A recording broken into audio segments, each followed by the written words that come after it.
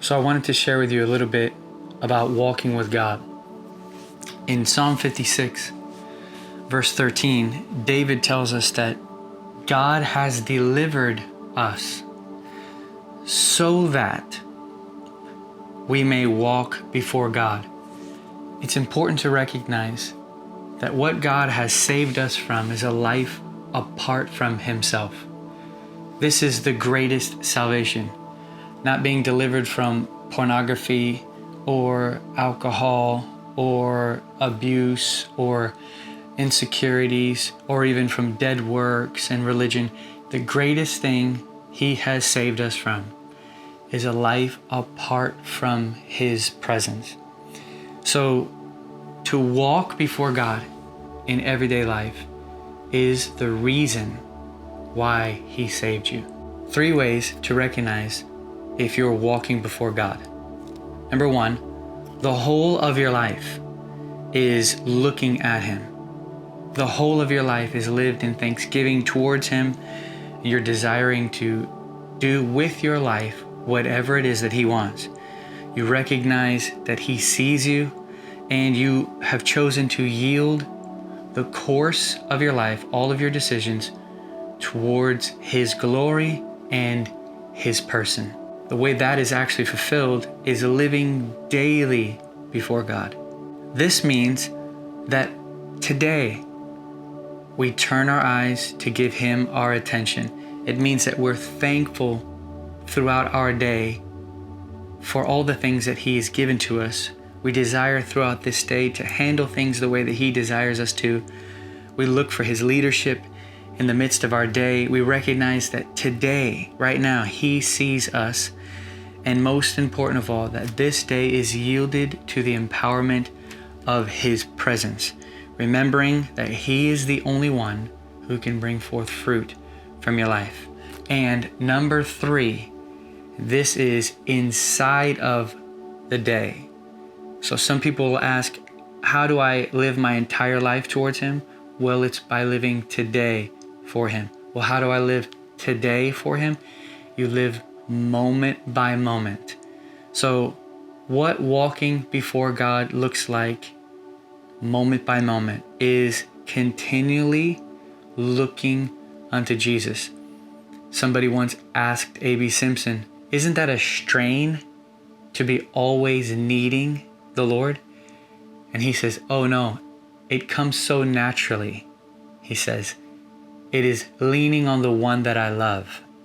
It is the most delightful thing in life to be able to continually give attention to His presence.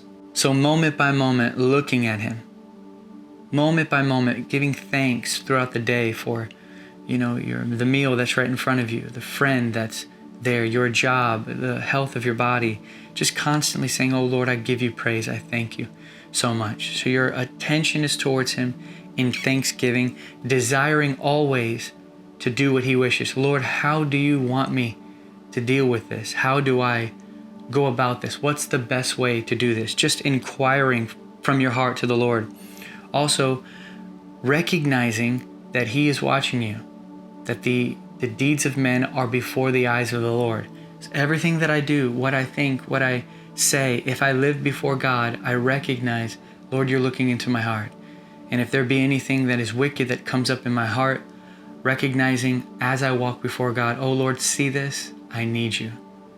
And then lastly, and most importantly, moment by moment, yielding to His empowering presence, moment by moment.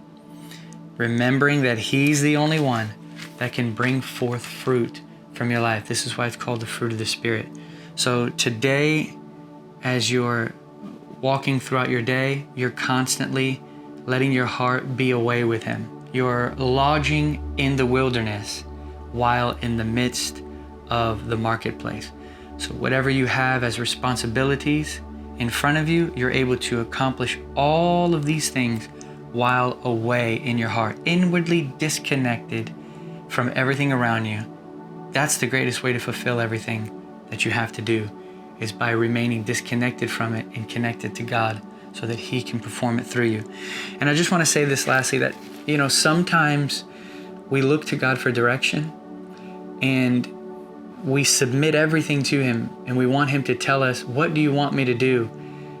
And it doesn't seem like he's saying anything.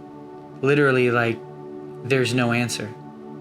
But here's the thing. Many times, the humility of a submissive disposition for even trivial inquiries, things that seem trivial to you, that disposition that inquires of him softens the heart enough to just know what to do. Without a specific speaking, many times it's just your heart saying, Lord, what do you wish? I want to give it to you.